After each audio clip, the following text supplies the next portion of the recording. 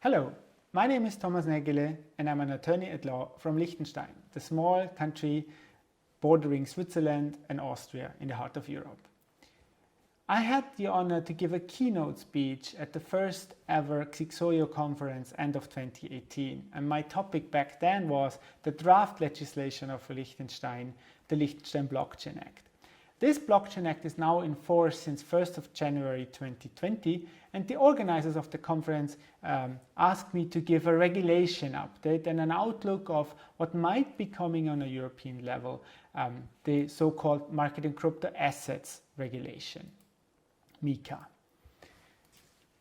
And so what I want to do now is just to refresh your minds a little bit for the ones who didn't hear my presentation back then.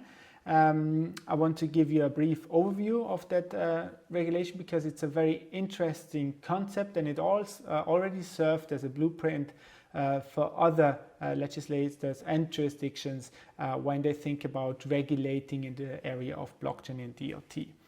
And it all starts with that we don't call the Blockchain Act actually blockchain, or the title of the act is TVTG, and where we refer to the technology as trusted technology or trusted technologies.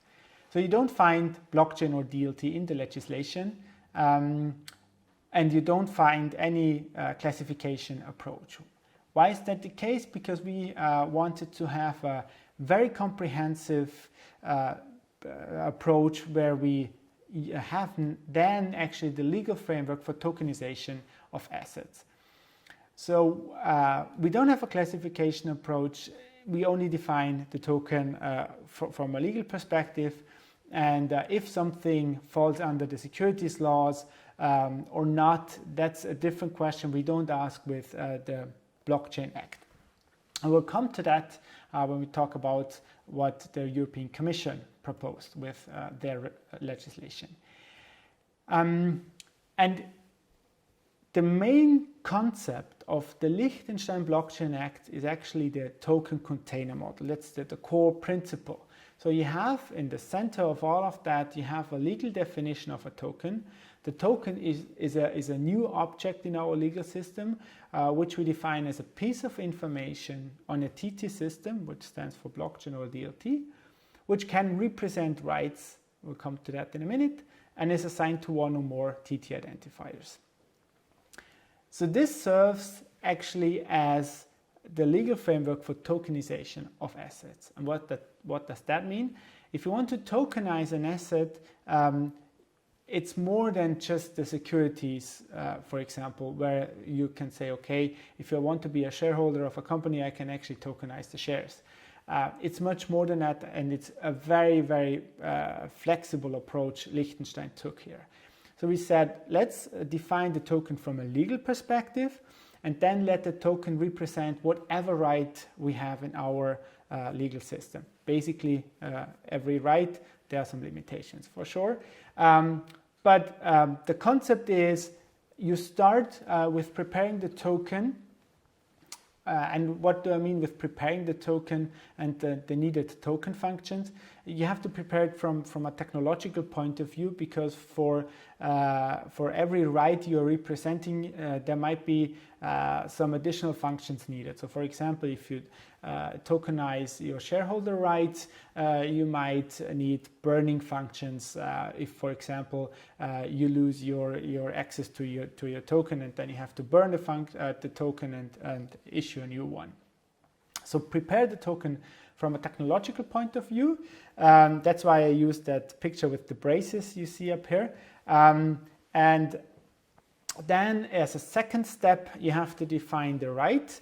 So for example, if you want to tokenize the ownership rights of a physical object like a diamond, in this example here, you define the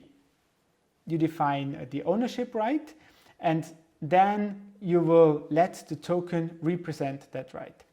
How is that done? This really depends on the right you want to be represented with the token. So for example, with securities, there's a specific way of doing that, and we amended our Corporate Act to do that. So there's a new registry. But for example, if you want to tokenize the ownership right of a physical object, then you have to have a different way of how to make the link between the physical object and the token.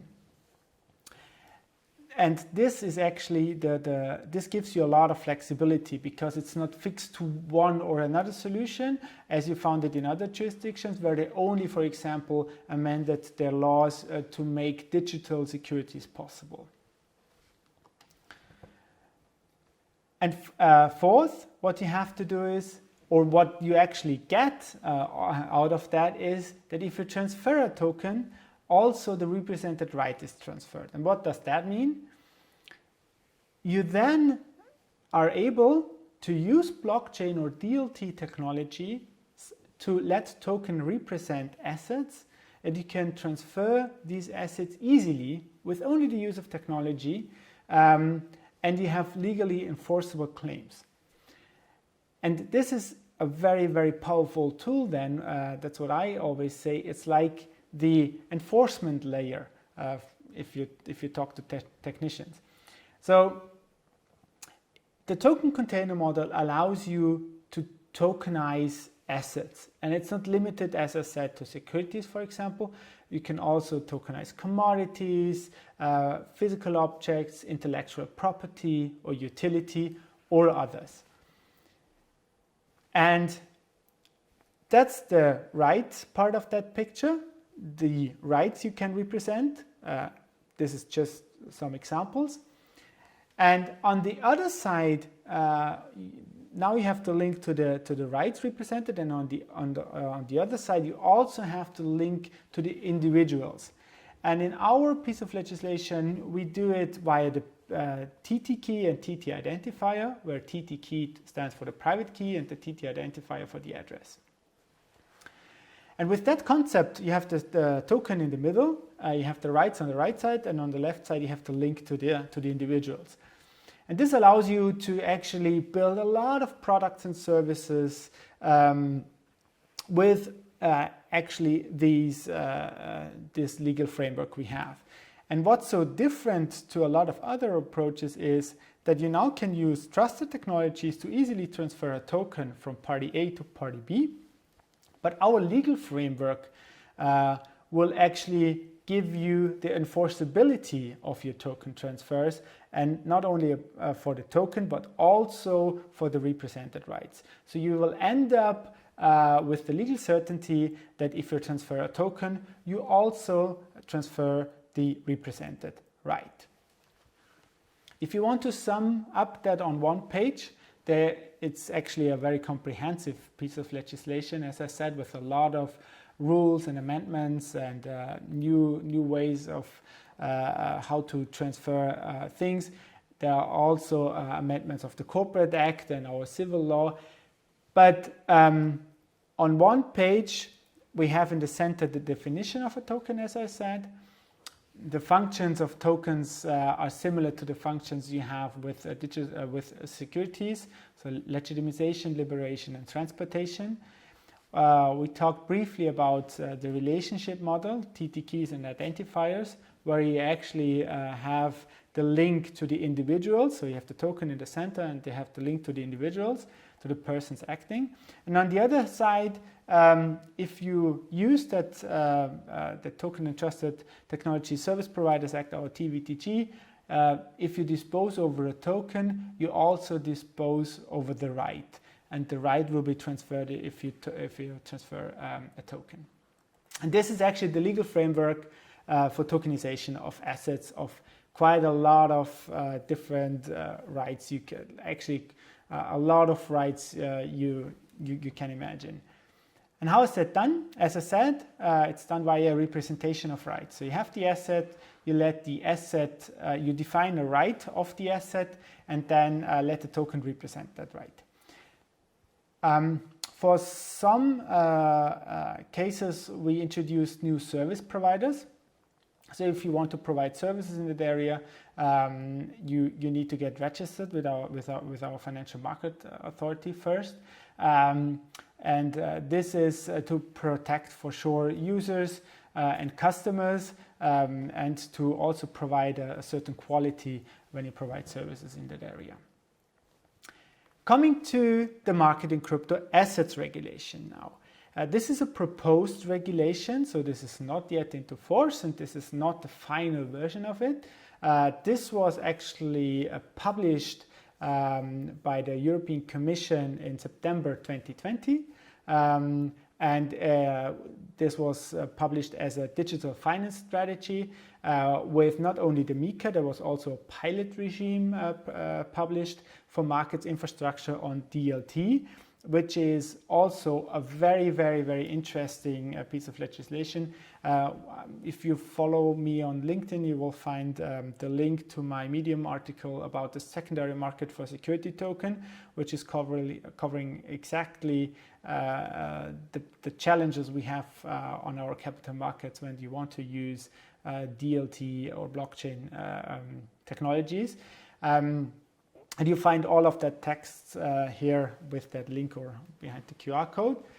And so what actually MiCA proposed, and that is something which is pretty clear, because Liechtenstein is part of the European Economic Area. If this regulation will come into force, this also has an impact on our TVTG. So some parts of our TVTG will be actually we have to amend them, but I will show you where this MiCA is actually giving us or is bringing challenges and where it solves a lot of problems. And I want to give you a brief overview of MiCA and the opportunity there as well. So if you have MiCA, the market in crypto assets, we call that token. They have categories with that draft.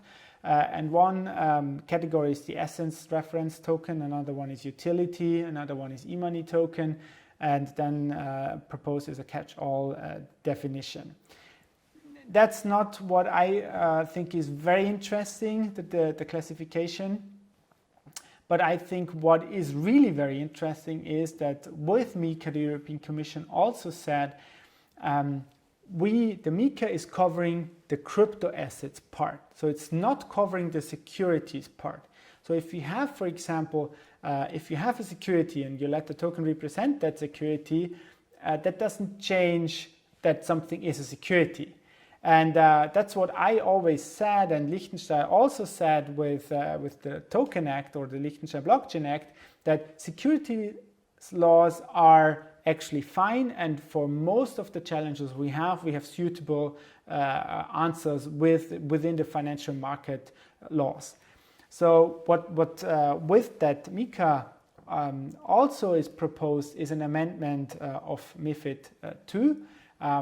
The definition of financial instruments, and the idea there is that it is amended in a way that financial instruments, as it states here, means those instruments specified in section C of Annex 1, and now it should be extended to including such instruments issued by means of distributed ledger technology. And what does that mean? In the end, you can issue securities and you can deal with securities and use this technology, and just the fact that you use distributed ledger technology doesn't change the way how you have to deal from a regulatory point of view with financial instruments, which gives you actually clarity.